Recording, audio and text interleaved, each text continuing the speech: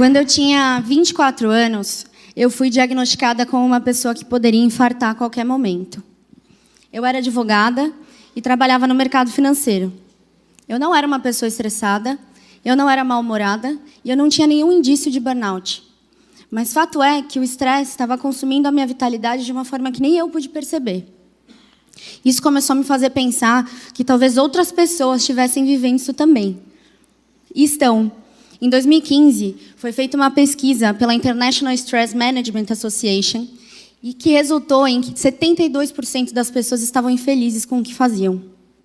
E aí a gente pensa em tecnologia e as previsões, antigamente, era que com o passar dos anos as máquinas viriam para serem nossas aliadas e diminuírem a nossa carga de trabalho em até 50%.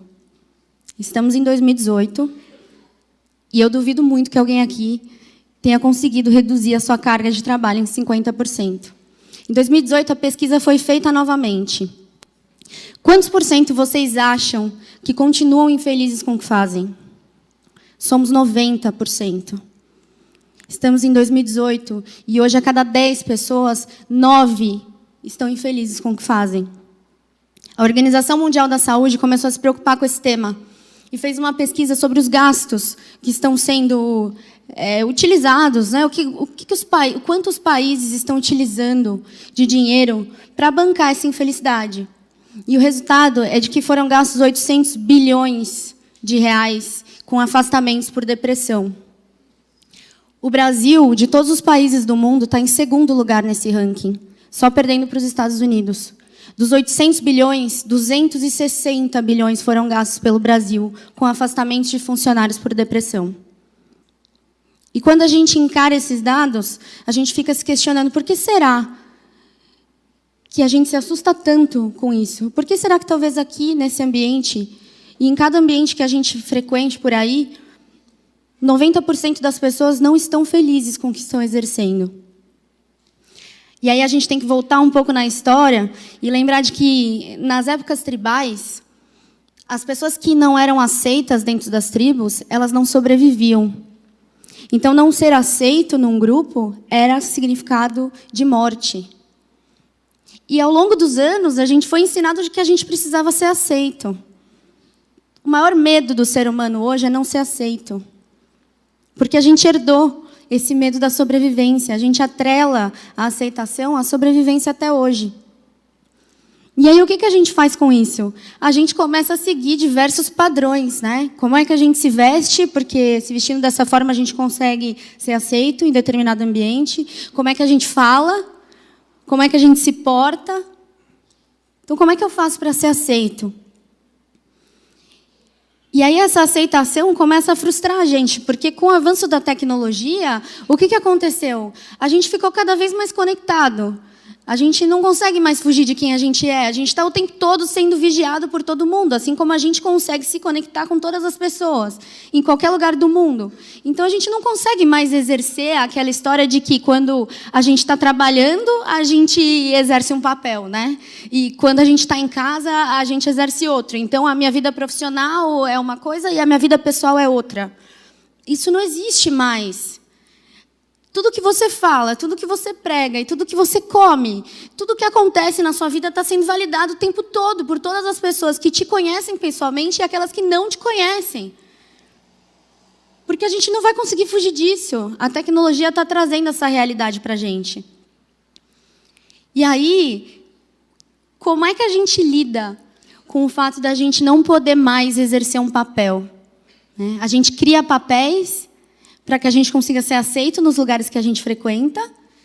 E agora vem a tecnologia e diz, olha, não existe mais papel. Porque você pode estar aqui fazendo alguma coisa e dizendo que você faz alguma coisa e amanhã vai ter alguém validando isso aí. Você não vai conseguir negar mais esses papéis. Então, o que a gente faz? A gente aprende a ser a gente mesmo. A gente aprende que o melhor jeito da gente ser aceito nos lugares e no trabalho, na nossa família, é a gente conseguindo exercer o nosso melhor papel, que é o nosso, que é aquele que a gente sabe fazer, que é aquele que a gente não precisa se esforçar. E como é que a gente não se esforça para isso? A gente cria vulnerabilidade nos espaços que a gente frequenta. O que quer dizer criar vulnerabilidade? Quer dizer que a gente pode ter fraquezas, que a gente pode ter vitórias e que não tem problema nenhum compartilhar isso com as pessoas que estão ao seu redor. E o problema é, a gente fica insistindo de que nos ambientes de trabalho a gente não pode ter fraqueza. Para a gente provar que a gente conquistou alguma coisa, a gente não pode dizer que a gente teve medo. Vulnerabilidade é eu poder dizer para vocês que não é fácil estar aqui. Não é fácil subir nesse palco.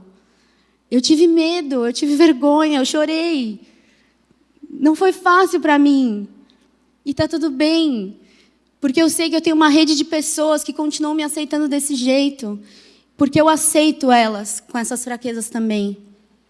Eu tenho uma rede de pessoas que eu sei que se eu sair daqui agora, sem ter falado nada, vão continuar me amando desse jeito. Não tem problema. Eu não preciso exercer papel nenhum aqui em cima. E aí, o que a gente faz? A gente começa a perceber que se a vida pessoal e a profissional vão ser a mesma coisa, porque a gente vai estar o tempo todo sendo vigiado, sendo validado, é mais fácil que a gente seja a gente mesmo.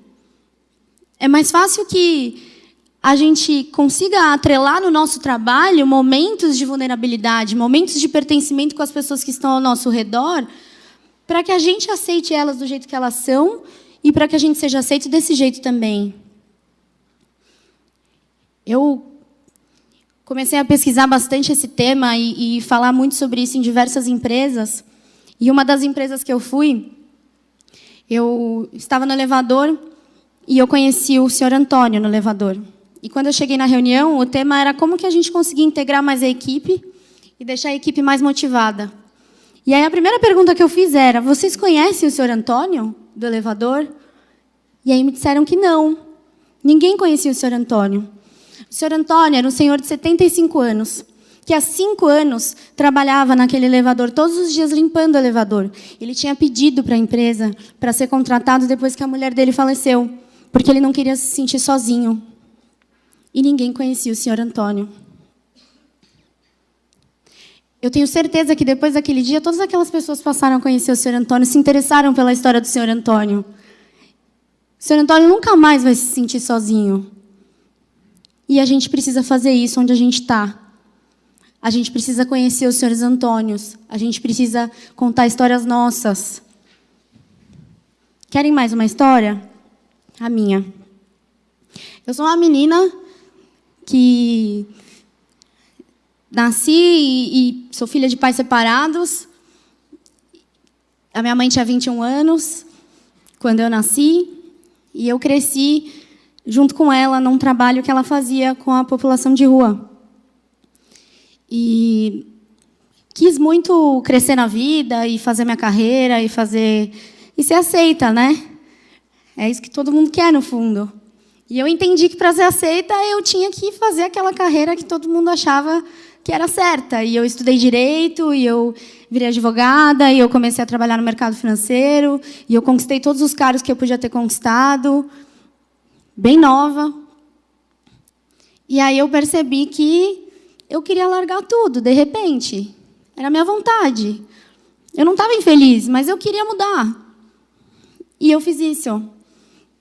E eu fiz isso mesmo sem o apoio de ninguém. Eu fiz isso para trabalhar com algo que eu já tinha aprendido desde criança, que era trabalhar dentro do terceiro setor. E hoje, as pessoas acreditam no que eu faço, porque sou eu. Porque demorou muito pouco tempo para as pessoas começarem a entender que agora sim eu estava exercendo o meu melhor papel. Eu estava exercendo o papel de ser eu mesma, de ser minha melhor versão. E a tecnologia não está longe disso, porque recentemente eu fiz uma pesquisa e eu identifiquei que eu e o meu sócio, a gente tem 59 grupos no WhatsApp em comum.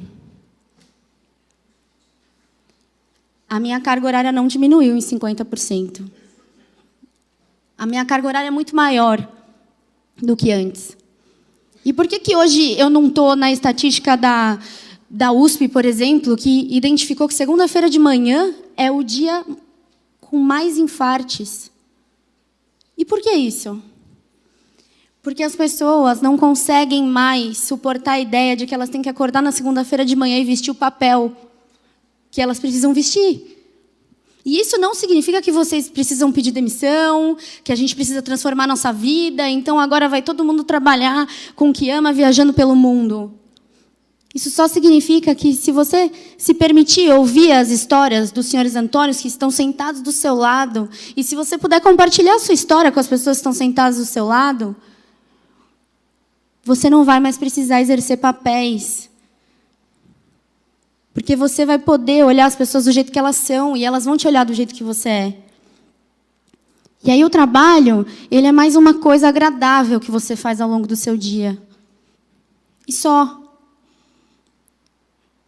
E a gente costuma ter muito medo de contar as nossas fraquezas. A gente acha que a gente vai perder alguma coisa, e o que a gente ganha é uma grande rede de pessoas, uma grande rede de suporte, que vai estar com a gente. E que, ainda que a gente tropece por aí, a gente sabe que a gente tem essas pessoas que aceitam a gente como a gente é. Porque em nenhum momento a gente diz para elas que a gente não ia errar.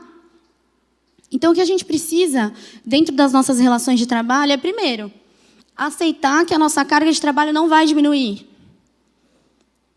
As máquinas vêm para serem aliadas, mas elas não vão, de forma nenhuma, substituir espaços de amor, substituir histórias como a história do Sr. Antônio, e o que aquele time pode fazer depois que descobriu a história do Sr. Antônio. Então, que a gente primeiro aceite isso. Nossa carga horária vai aumentar cada vez mais, porque a gente trabalha pelo WhatsApp.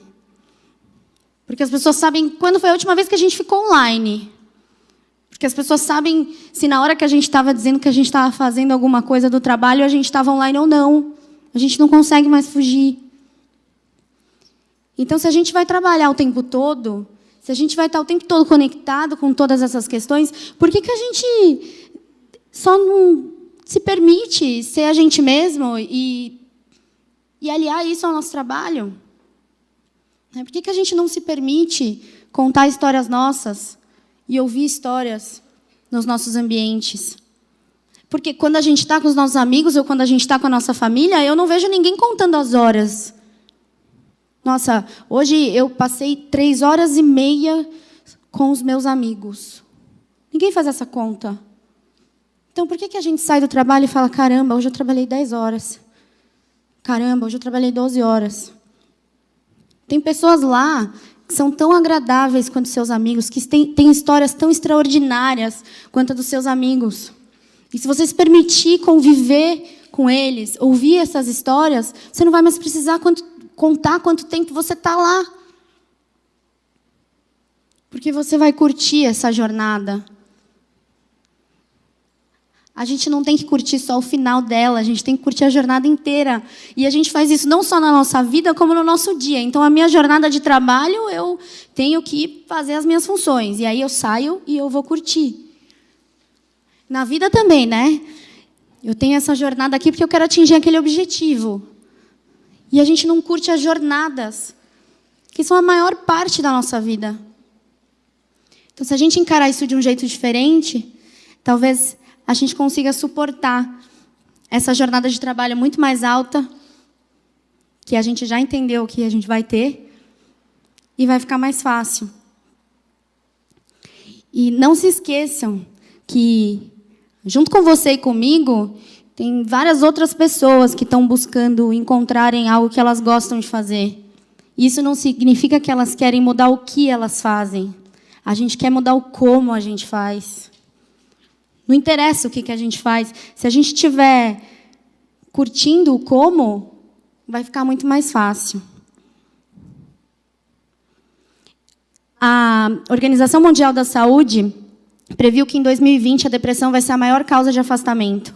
E eu tenho uma meta que em 2020 eu quero transformar essa previsão. E eu quero encontrar vocês lá para a gente celebrar que a gente conseguiu transformar isso. E para isso eu vou fazer um pedido. Quando vocês chegarem amanhã no trabalho, contem as histórias de vocês. Obrigada.